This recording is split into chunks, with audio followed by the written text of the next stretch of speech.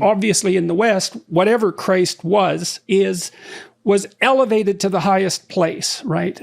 Now, how do you understand? Now, I know Christ is a major figure in Islamic thinking, but there are differences. So can you help me? Can you wade me through that to some degree? Definitely. First of all, to enter a discussion, I should just maybe make one broad statement, and that is that in the Western world, in the 20th century, people began to speak about the Judeo-Christian tradition. And I think it's a very valuable way of looking into the world. Yes, there's a Judeo-Christian tradition. But I think there is something missing in that. There's Islam that is missing. Because I think I see the world history and I look at there's a Judeo-Christo-Islamic tradition. Because it's all Abrahamic monotheism coming from Judaism. And Judaism began, historically, initiated monotheism, and then it had a big outburst with Christianity, the greatest outburst with the greatest world's greatest religion. But then 6 centuries later, it had a second outburst with Islam, which spread monotheism in 4 corners of the world. There are people living in Indonesia whose name is Moses or Abraham. Why are they coming? Because Islam brought this biblical story to them. That brings us to some instant discussion of what these 3 Abrahamic religions have in common that's extraordinarily deep. So 1, they're monotheistic. 2, they partake of the same tradition, as you've pointed out. And 3, they all have, to one degree or another, an insistence that the bedrock of culture is a book, which is a very strange insistence. It's taken for granted in some sense because it's been insisted upon so long. But this is something that, it's very difficult to see in some ways that a book lasts longer than a city or an empire or a country, and that there's something profound about the notion that the bedrock of a culture should be a book, and there is an implicit respect for the word in that insistence, and that does unite those 3 religions in a very profound way. It does, and I think it has created these amazing civilizations which advance human history. And I think the very fact that Islam, speaking of Islam, advanced human history in terms of pluralism, in terms of law, in terms of religious toleration for its time, I think is undeniable. And the fact that Islam even brought Greek philosophy because of its universalism. Muslims believe in the book, but they believe that reason is also from God. So this created a universalistic outlook. And Muslims studied Aristotle and Plato and even carried them to Europe. So there's an amazing history there, which are the positive things. But also there are times that these religious civilizations sometimes go into crisis and they go self-destructive and bitter. And that has happened in Europe. If you look into 17th century, early 17th century Europe, and Catholics and Protestants were, killing each other for sectarian reasons. Heretics were being burned at the stake, and which led people like John Locke to seek a way out. And they did it by looking into the core of religion and saying that this is not what Christ had told us. Locke says, when I read his letter concerning toleration, I said, well, he's speaking of Christian issues, but he's speaking of our issues too. The idea that should there be a Christian state or not? Should heretics be persecuted or not? So he makes certain arguments. Or would religion be based on sincerity if it is coerced by the state? It wouldn't. So there's no point in coercion. So those kind of arguments are, I think, very interesting, that's why I believe in reading these traditions by learning from each other, instead of thinking, oh, they are the Christians and they have nothing to do with us, or these are Muslims, they have nothing to do with us. It would be easy to toss all of your discipline to the side for the summer, but a life of greatness doesn't happen by taking the easy route. The Hallow app offers an incredible range of guided meditations and prayers, which are designed to help you deepen your spirituality and strengthen your connection to God. For the 3rd year in a row, Hallow is having their wildly popular Saints in 7 Days prayer challenge, where over the course of 4 weeks, you'll journey through the life of an incredible saint, learning more about their faith, story, and ultimate surrender to the will of God in their life. The challenge will kick off August 5th with Joe Mazzulla, the coach of the Celtics, and Saint Sebastian, the patron saint of athletes. Then, Ria Wahlberg will lead meditations on the life of Saint Elizabeth Seton, followed by Jonathan Rumi walking through the powerful story of Saint Maximilian Kolbe, who sacrificed his own life for the life of another at Auschwitz. Closing the series with Father David Michael Moses and Blessed Pier Giorgio Frassati. Saints in 7 Days goes deep into the lesser-known parts of a saint's life to show that while their journeys to sainthood were filled with God's grace and glory, They also included human struggles, great suffering, mistakes, and a profound need for God's mercy. Download the Hallow app today at hallow.com/Jordan for an exclusive 3-month trial. That's hallow.com/Jordan.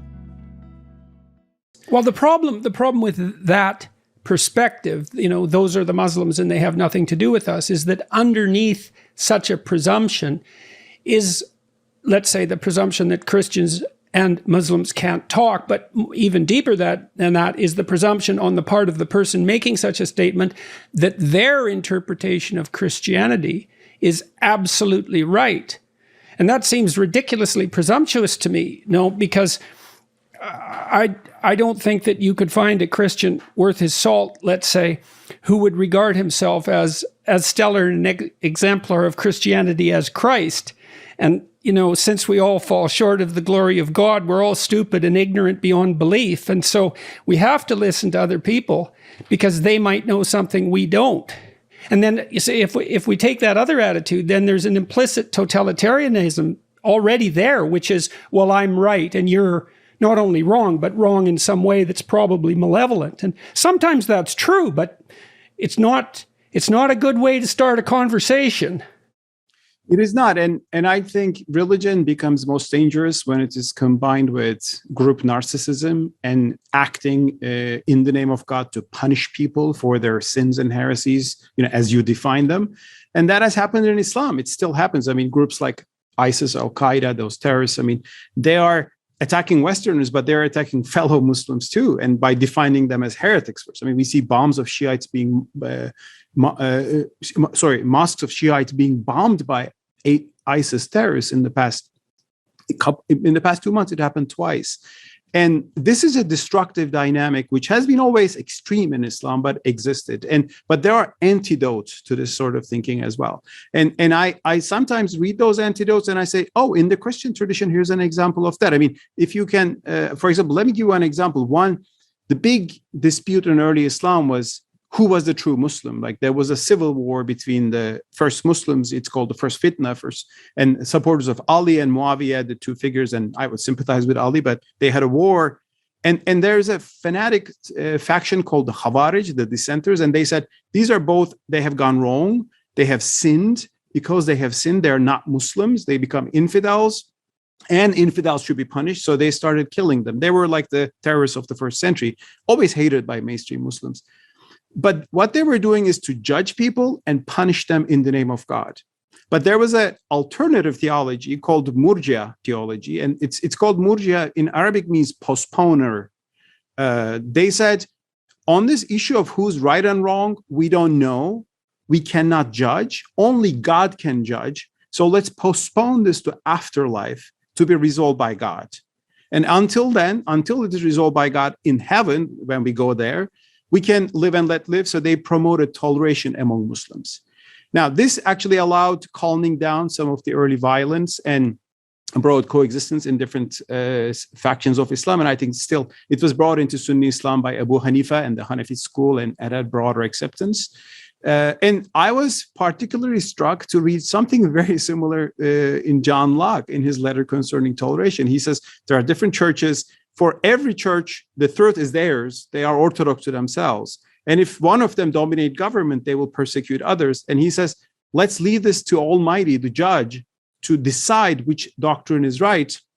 And in the meantime, let the government only protect the rights, the natural rights of all people, and let people follow. That's part of the thorny psychological problem of rendering unto Caesar what is Caesar's and unto God what is God's. Because a lot of times now when people talk about tolerance, they insist that judgment is wrong.